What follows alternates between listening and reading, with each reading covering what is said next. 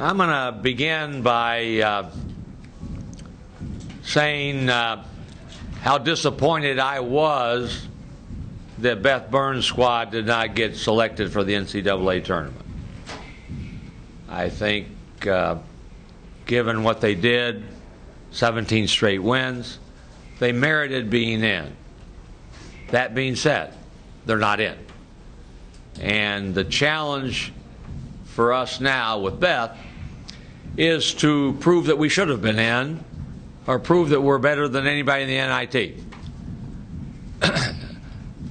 Beth and I talked last night, and I talked about the year we felt snubbed, that we should have been in the NCAA and didn't get in. And we made it our mission to prove that we should be, and we won and got to the NIT Final Four.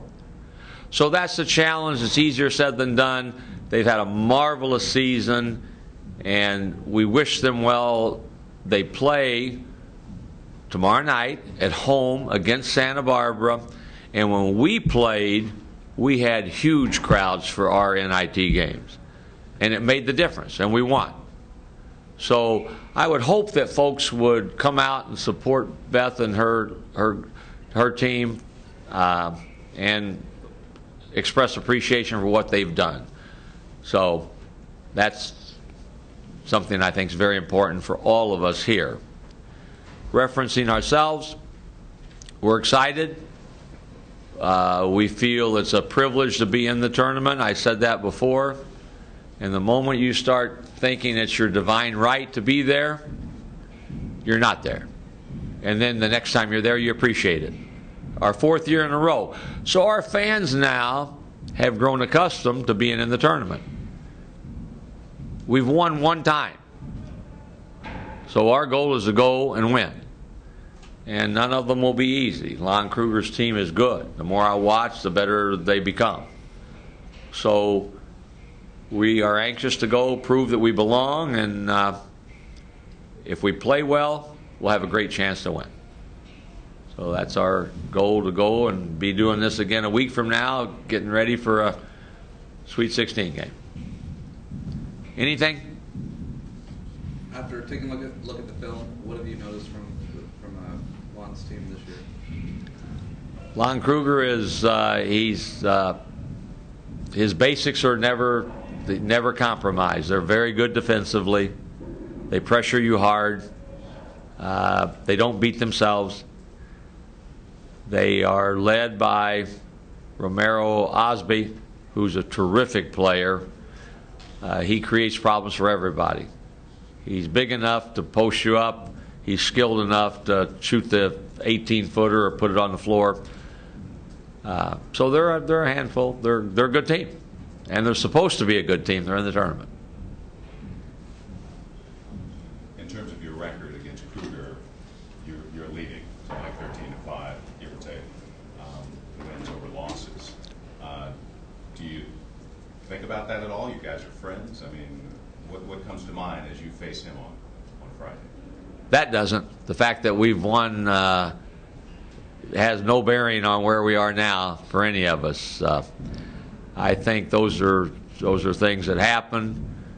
You would hope that they would continue to happen, but most of the time they don't. This is a different day, different team for him. And I said before, Lon and I are friends, have been for a long, long time. His wife Barb and my wife Angie are friends. When we go on different basketball-related functions, we have dinner together. We talk about what our children are doing, what our kids are doing. So it's more than just a coaching friendship. It's a friendship. So you'd rather not play a friend, to be honest with you, and yet we're both thrilled to be in the tournament. And if we win, he genuinely will hope we make it to the Final Four, and vice versa. Can you talk about fans? I heard you say that you hope fans come out and support the women's team tomorrow. It doesn't seem, from my impression, that the fan base is as rabid as it was last year.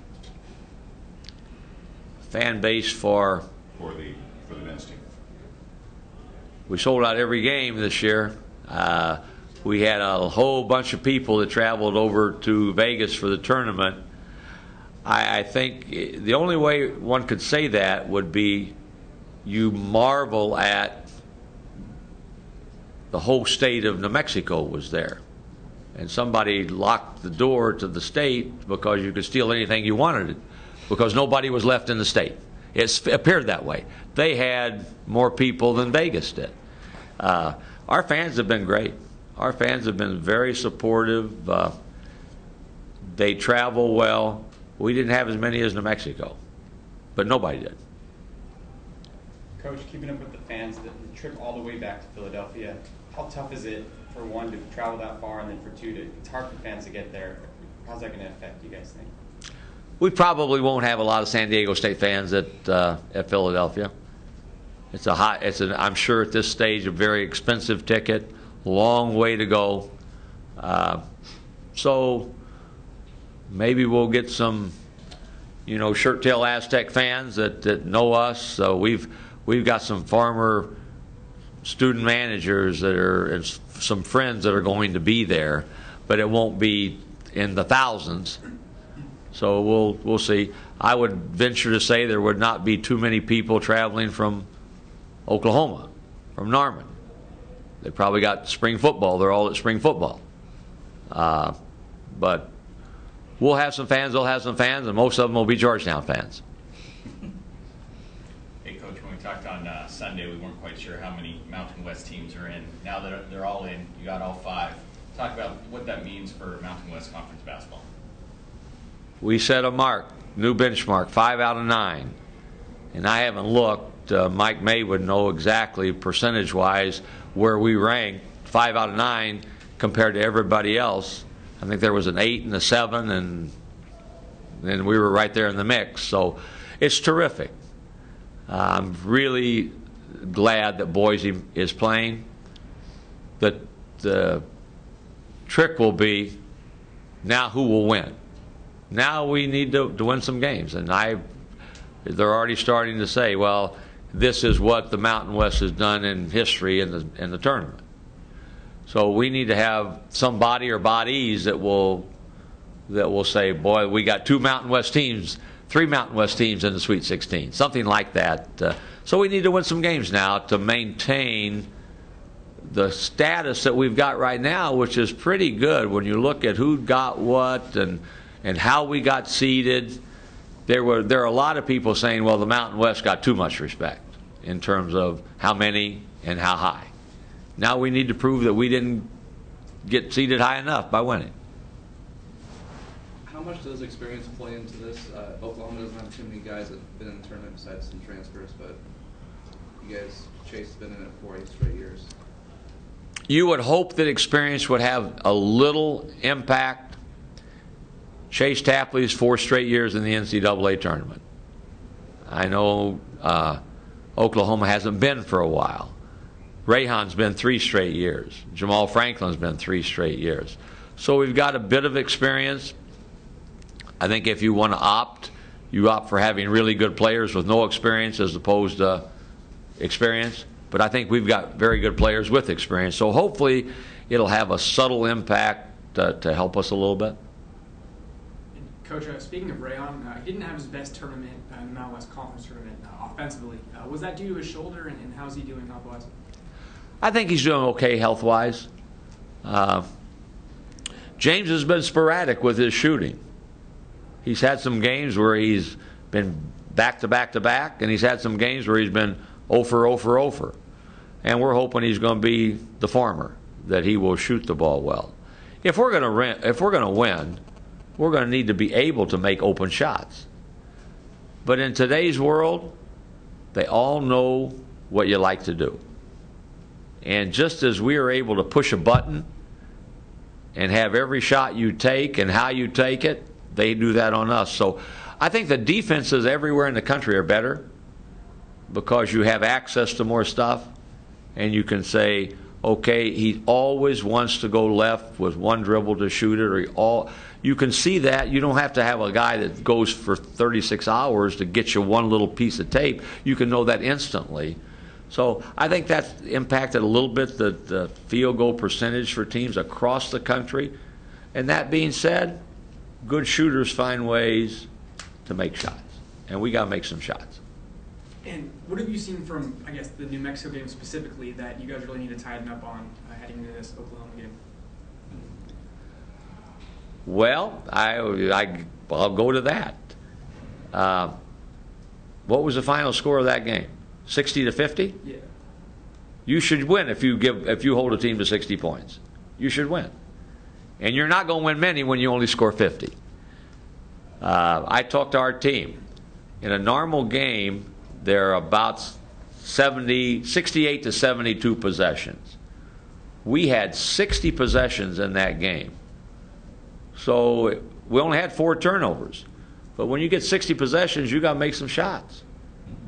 And we got way down, as you know, and we cut it to 9, had the ball, and with a chance to cut it to 7, and couldn't make a basket.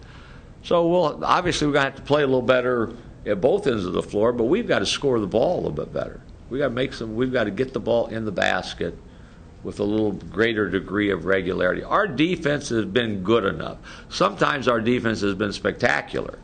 Our offense has been the wild card, and when it's been good, we've beaten people up. So if you look at our games, and I'm rambling, but if you look at our games, we haven't gotten. How many times have we been beaten? Mark Ziegler would know this. Double figures this whole season. Once, twice. We had a 10-point game and maybe an 11-point game against Wyoming, and maybe one. So we've battled. We haven't just said, okay, 5 minutes to go, we're throwing in the white towel, the flag, and we're going to not care if we get beat by 20 or 10. We're going to fight till the last breath, and we got booed several times when I took timeouts with 30 seconds to go, and we're 10 points behind. But that's how we want to play, and but we got to score. We got to make some shots. We have to make some shots if we want to win. And that's against Lon Kruger and whoever else we would play after that. Hey, Coach, can you talk about how potentially your aggressive non-conference scheduling, Zona, Syracuse, UCLA, can help this team specifically come tournament time when you look at your draw? Power conferences, quote-unquote power conference teams you're playing maybe throughout. Can you talk about that? Our scheduling helped our seeding. Our scheduling helped get us a 7 seed. Our scheduling helped get the league RPI what it was with what Vegas did, New Mexico did, Colorado State, and everybody else. Boise. When Boise goes into Creighton and wins by 20 and has Michigan State to the nub, that says a lot for your league at Michigan State. So we've all done that, and we've all been right there. When we've won a few, and we've had chances to win some that we lost in tight games. So if you're afraid, if you're fearful of who you're playing and say, boy, we're playing the name on the front, and boy, they're historically Final Four, then you're in trouble. I think playing the teams you talked about allows you to say, we've been there, done that, and be a little bit better to go.